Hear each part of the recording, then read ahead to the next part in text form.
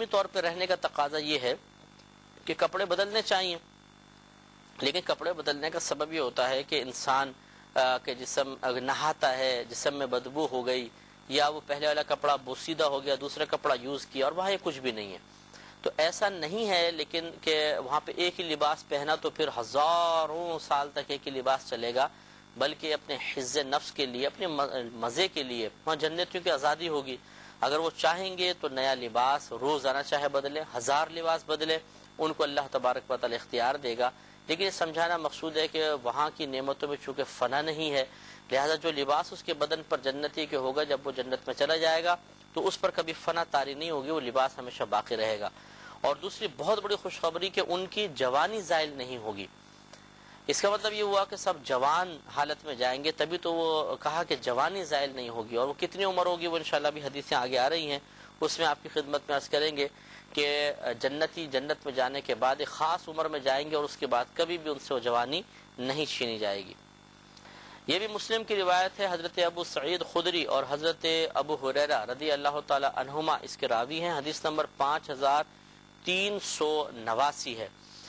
حضرت ابو سعید خدری اور حضرت ابو ہریرہ رضی اللہ تعالی عنہما سے روایت ہے کہ نبی کریم صلی اللہ علیہ وسلم نے ارشاد فرمایا کہ اعلان کرنے والا جنتیوں کے لیے ایک اعلان کرے گا، یعنی اللہ تبارک و تعالی جس فرشتے کو حکم دے گا وہ اعلان کرے گا بلند آواز سے.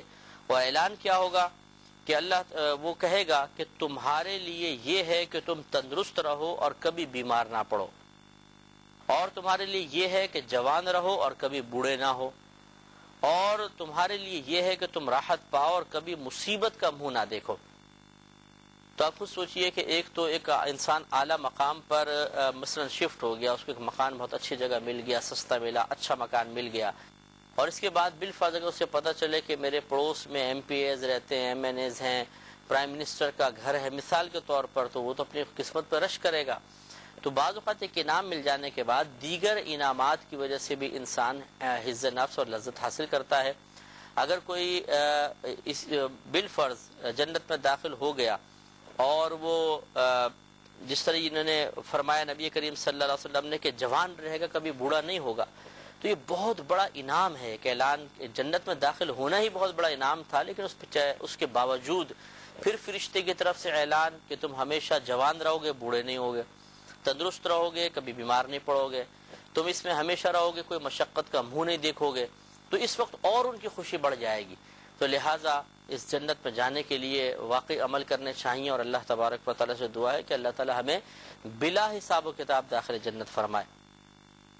یہ بھی متفق علیہ حدیث ہے. حضرت ابو سعید خدری رضی اللہ تعالی عنہ اس کے راوی ہیں. اور جنتیوں کے درجات پر تھوڑا سا کلام ہے. حدیث نمبر 5380 ہے.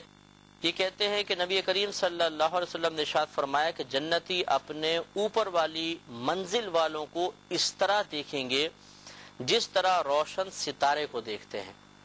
جیسے ہم زمین پہ کھڑے ہو کے آسمان پہ ستاروں کو تلاش کرتے ہیں اور چھوٹے چھوٹے ستارے نظر آتے ہیں، اتنا فاصلہ ہے جنت کے درجوں کے درمیان کہ ادنا درجے کا جنتی اپنے سے اوپر والے جنتی کو بالکل ایسا دیکھ رہا ہوگا جیسے ایک روشن ستارہ جو آسمان کے مشرقی یا مغربی کنارے پر باقی ہو. یہ اختلاف ان کے مراتب کے فرق کی بنا پر ہوگا. مرتبے مختلف ہوں گے، اس لیے ان کو کوئی نیچے ہوگا کوئی اوپر ہوگا. صحابہ کرام نے عرض کیا رسول اللہ صلی اللہ علیہ وسلم کیا یہ انبیاء کرام کے محلات ہوں گے جن تک دوسرے لوگ نہیں پہنچیں گے؟ یعنی وہ تعجب ہوا کہ اتنا اوپر جو ستاروں کی مانند نظر آئیں گے تو انبیاء علیہ السلام ہی ہو گئے، اور وہاں پہ ہم لوگ تو جا نہیں سکتے عام آدمی. تو سوال کر ڈالا. نبی کریم صلی اللہ علیہ وسلم نے ارشاد فرمایا کہ کیوں نہیں، یعنی عام لوگ بھی جا سکتے ہیں. قسم ذات اقدس کی جس کے قبضے قدرت میں محمد مصطفیٰ صلی اللہ علیہ وسلم کی جان ہے کہ وہ مرد پہنچیں گے جو اللہ تعالیٰ پر ایمان لائے اور انہوں نے رسولوں کی تصدیق کی. تو صرف اتنا بھی اگر کوئی کر لے گا کہ نبیوں پر ایمان لایا اور اس نے ان کی تصدیق کی اور باقی جو عقائد باطلہ تھے ان کی تردید کرتا رہا، تو یہ بھی نجات کے لیے کافی ہے اور اس شخص کو بڑے درجات ملیں گے. تو جنت کے جو نبی کریم صلی اللہ علیہ وسلم نے درجات بیان فرمائے وہ ایسا نہیں ہے کہ صرف انبیاء علیہ السلام، صحابہ کرام، اولیاء کرام کے لیے ہوں، بلکہ عام لوگوں کو بھی اللہ تعالیٰ چاہے گا تو یہ انعامات عطا فرمائے گا.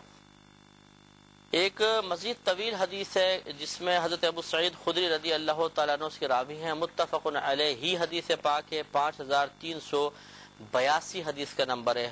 یہ کہتے ہیں کہ نبی کریم صلی اللہ علیہ وسلم نے ارشاد فرمایا کہ بے شک اللہ تعالیٰ جنتیوں کو فرمائے گا، اے اہل جنت، تو جنتی عرض کریں گے یا رب کریم ہم تیری بارگاہ میں حاضر ہیں اور تیرے دین کی بار بار خدمت کرتے ہیں، ہر بھلائی تیرے پاس ہے، یعنی وہ حمد بھی بیان کریں گے، اعتراف نعمت بھی کریں گے، تو اللہ تعالیٰ فرمائے گا کیا تم راضی ہو؟